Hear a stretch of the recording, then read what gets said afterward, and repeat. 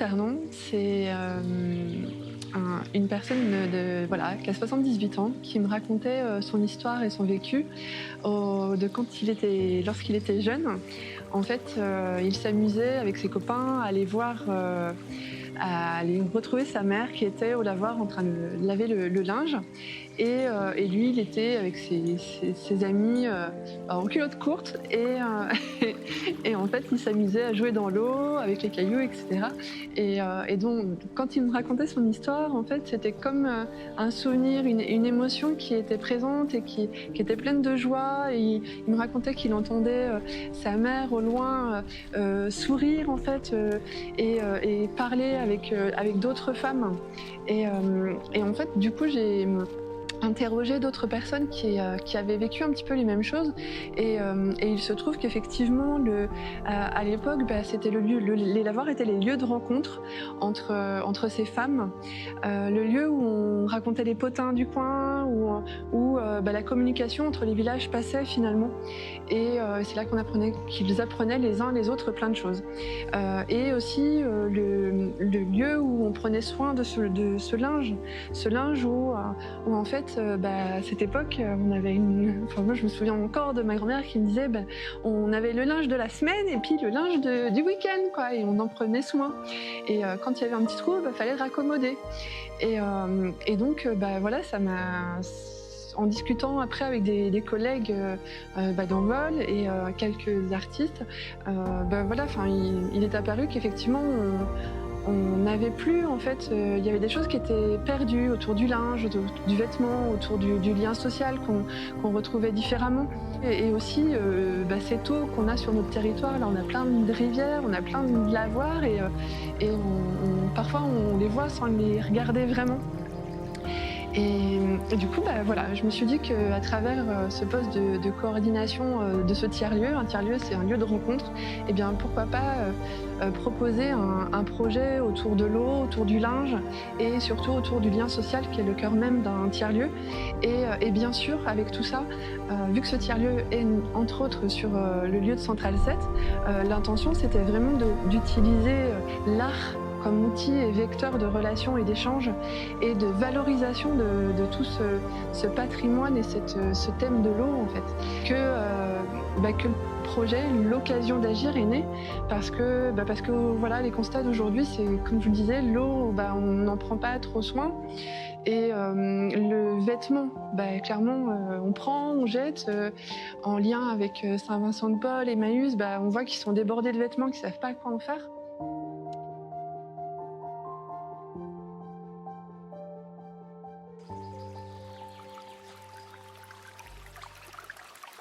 Envol est sur le territoire depuis 30 ans, une trentaine d'années. À l'origine, association de lutte contre l'illettrisme, créée par des assistantes sociales, et ensuite organisme de formation, où on s'est ouvert aux besoins du territoire. Donc on a toujours cette casquette de lutte contre l'illettrisme, et on s'est ouvert à tout ce qui est insertion professionnelle, FLE, français langue étrangère pour les personnes d'origine étrangère, et on essaie de répondre aux besoins du territoire. On a réfléchi en tout cas à différentes idées pour travailler un petit peu la formation autrement. Et ce travail sur le collectif d'acteurs locaux nous a permis d'identifier différents besoins, notamment le besoin lien social, le besoin mobilité et le besoin sur les compétences numériques. Il est arrivé à ce moment-là un appel à projet de la préfecture de région, d'EFINOV, un projet national, où on a répondu avec cette idée de rapprocher les tiers-lieux des organismes de formation. Donc on a répondu à cet appel à projet avec Centrale 7 et nous avons été lauréats de cet appel à projet, ce qui nous a permis d'avoir un budget en tout cas pour passer de l'idée à concrétiser en tout cas des actions avec Centrale 7. Et juste sur le territoire, c'est vrai qu'on intervient de Segré, c'est siège social, on intervient sur Poncé, Candé, le Lion d'Angers, le Loroux-Béconnet, Sèche, Durtal, le Lion d'Angers et Châteauneuf-sur-Sarthe.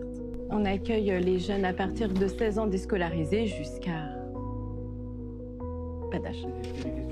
Aussi bien des demandeurs d'emploi, des salariés, des personnes en situation d'illettrisme, des personnes étrangères, des personnes qui ont du handicap, plutôt des personnes qui ont des vulnérabilités, mais qui sont pour nous des personnes en devenir et pleine de potentiel.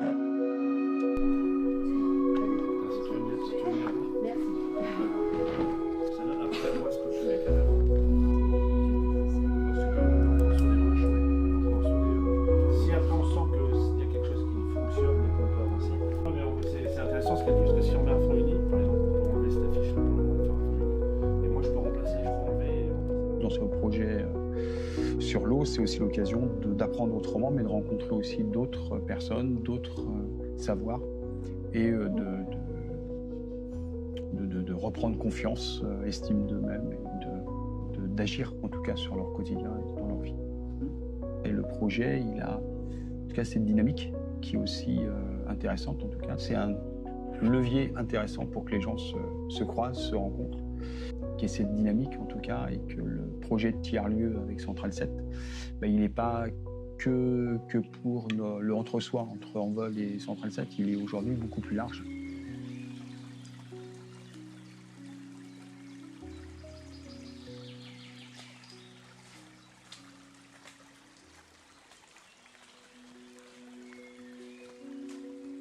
Alors pour moi, Central 7, avant tout, c'est une histoire de mon arrivée sur le territoire en 2004, où je suis arrivé, je suis arrivé en tant que directeur du foyer laïque. Et en fait, voilà, j'ai découvert ici que d'abord nous étions dans une région de mineurs, alors que pour moi, c'était le Maine-et-Loire, je connaissais bien le Chaudet, le Saumurois, et je ne me serais jamais imaginé ce patrimoine ici. Et après, la rencontre avec Jimix et Cécile Pavec, qui était sur un projet de créer une association à Central 7. Alors d'abord une friche industrielle avec un potentiel énorme, toute cette histoire. Pour moi, éducation populaire et éducation à la culture. D'abord, il y a peu de lieux pour cela.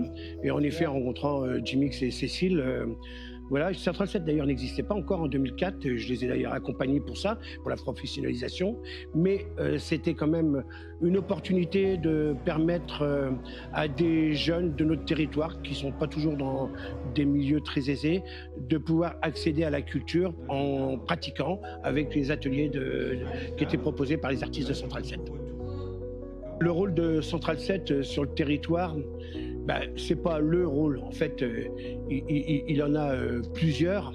Alors, un, c'est d'accueillir des artistes, donc qui vont être soit en résidence, qui vont avoir des ateliers ici, ou qui vont être accompagnés, c'est-à-dire que c'est des artistes non résidents à Central 7, mais qui bénéficient de l'accompagnement au niveau communication, etc. et tout. Et il y a aussi la partie événementielle qui se passe aussi bien par des... entre autres par des concerts concernant la musique, des expressions théâtrales, et puis bien sûr des expositions avec vernissage et présentation de différents types de pratiques artistiques et de production artistique. Alors ce projet de l'eau, alors moi j'ai toujours été un convaincu que pour amener les gens, surtout dans la culture, dans nos milieux, c'est dans le faire. Et en effet, de faire adhérer des gens à un projet, de les rendre actifs dans ce projet, ça va leur donner envie de découvrir par la pratique, et en plus d'étendre leur champ.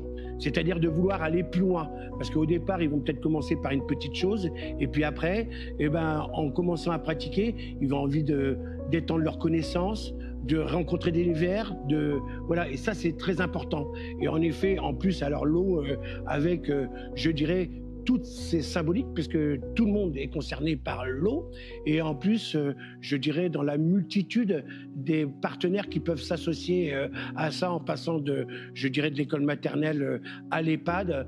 Et puis, bien sûr, on va parler de l'histoire de notre pays, où il y a de l'eau partout ici.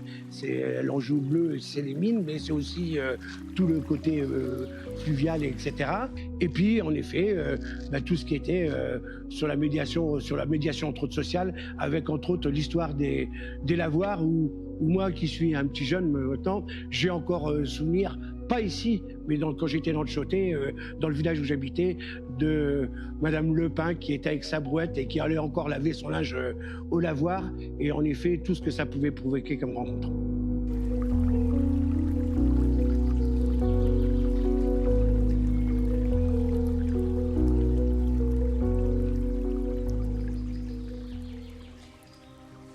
donc l'intention, c'est donc ce qui est en route, en tout cas, c'est à partir de maintenant, c'est de la mise en place d'ateliers de médiation, médiation artistique, où l'on va travailler toutes ces notions-là, à la fois l'écologie, la notion d'écologie, de qu'est-ce qui se passe sur notre territoire, notre planète en gros, mais vraiment on va cibler sur ce qui se passe sur notre territoire de Segré en Anjou bleu, et sur le lien social. Et puis comme il y a plein de partenaires, l'intention c'est pour le coup de se rencontrer à travers ces temps de médiation. L'idée, c'est aussi de valoriser tout ce qui va se passer. Et toute cette valorisation sera mise en avant, en lumière, le 5 juin 2026, à travers un défilé de mode pour la réutilisation de vêtements, à travers une friperie, à travers de la scénographie, à travers plein de choses. Et tout ça, bien sûr, sublimé par nos artistes partenaires. Je pense que chacun va apporter une pierre à l'édifice. Tout le monde est concerné par l'eau et en plus l'eau permet d'aborder de multiples thématiques. Et puis on va apprendre aussi bien des artistes que des personnes qui n'y connaissent entre guillemets rien, et des jeunes qui vont aussi nous apprendre des choses. L'eau c'est la vie, si on n'a pas d'eau il n'y a pas de vie. Donc à partir de ce moment-là, ça concerne tout le monde et que je pense que c'est un merveilleux outil pour pouvoir favoriser toute forme d'expression, quelle que soit.